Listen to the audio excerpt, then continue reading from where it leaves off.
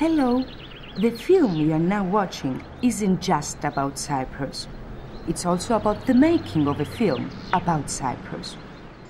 You see, the Cyprus Tourism Organization has insisted that we tell you everything about Cyprus in 15 minutes. But because we want to tell you everything and more, we decided that only by getting rid of the usual cinematic tricks, the artificial means, and those well-worked phrases that link one subject to another. In other words, only by ditching the conventional format of a tourist film could we show you plainly and simply all the magic, all the incredible reality of that unique and curious phenomenon we call Cyprus.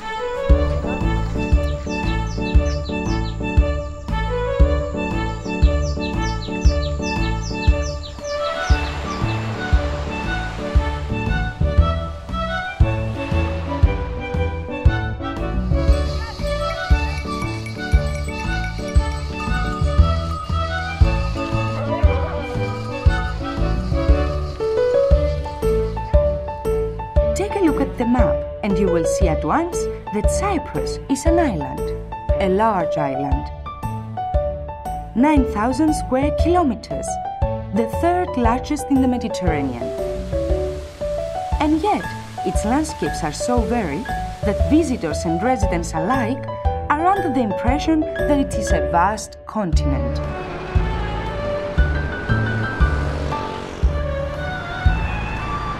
But it's a continent that can be traveled almost completely in just one day. So it's no surprise that the Cypriots used to think, quite rightly, that their island was huge and lay at the very center of the earth.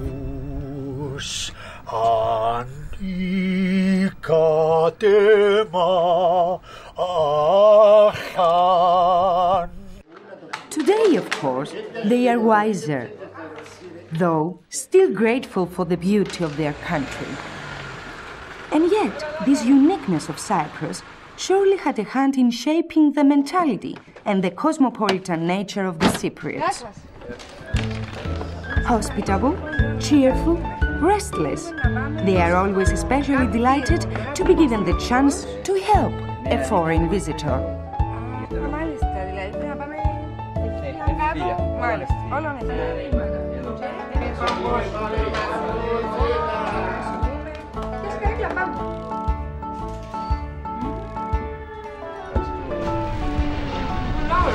If you came here by air, you may have noticed as you began to descend prior to landing, how the clouds suddenly disappeared, as if by magic.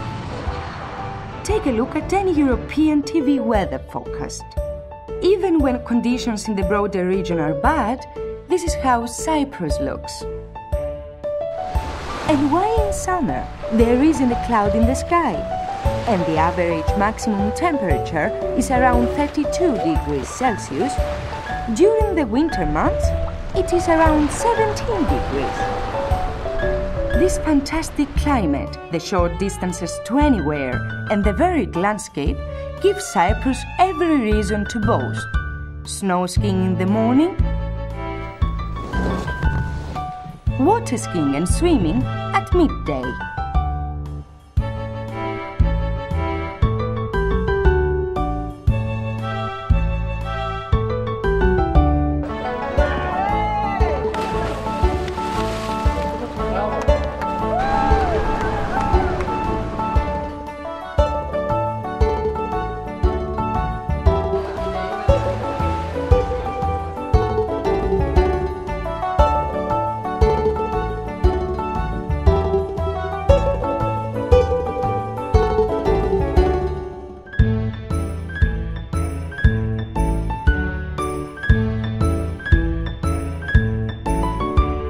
Afterwards, why not try a basic Cypriot pleasure? Green olives and a nice big salad for starters, small red mullet from the waters of Cyprus fried with potatoes as a main course, and ice-cold local beer. Ask for it to be served tsakri. It makes all the difference. All of of which brings us to the question of where you should stay. From Polis and Paphos to the west, to Limassol and Larnaca to the south, and Ayia and Prodaras to the east, your choice is limitless. You can stay in first-rate 5-star luxury hotels, famous for their location and the service they offer, or in fully furnished self-catering apartments and villas. Then again, you could choose a small, traditional house and live the rustic life firsthand.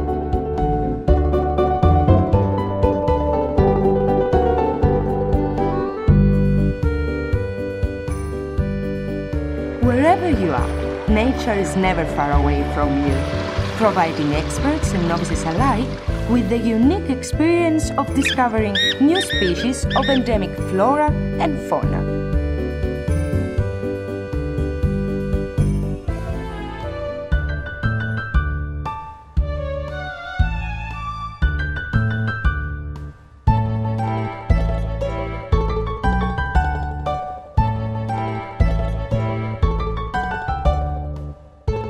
You can also find yourself close to nature by joining an organized walk in one of so many wonderful locations. Or by seeing the island on a bicycle with one of the excursions that never stop all the year round.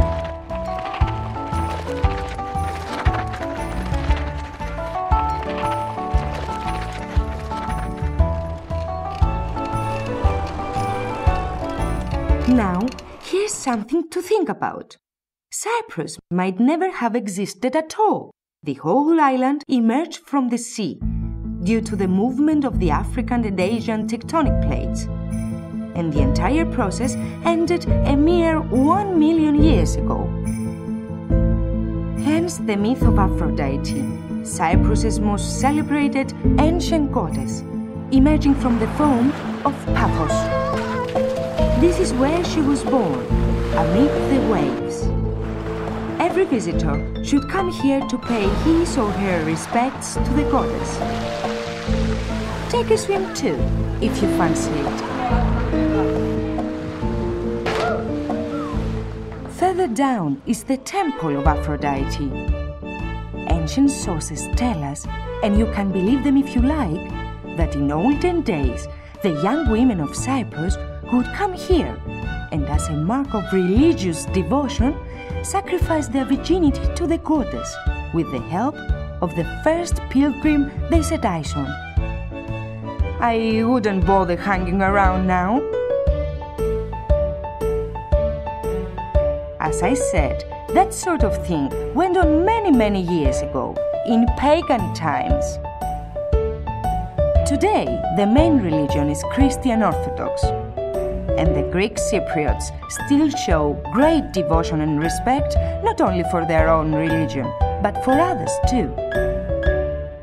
This is the Haram Mosque, one of the most important shrines in the world for Muslim pilgrims.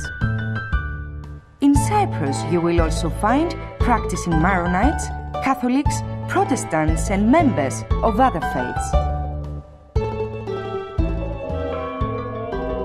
Whenever there is a drought, by no means unusual in Cyprus, the Greek Cypriots' religious devotion manifests itself in prayers for rain, led by the Archbishop as head of the church.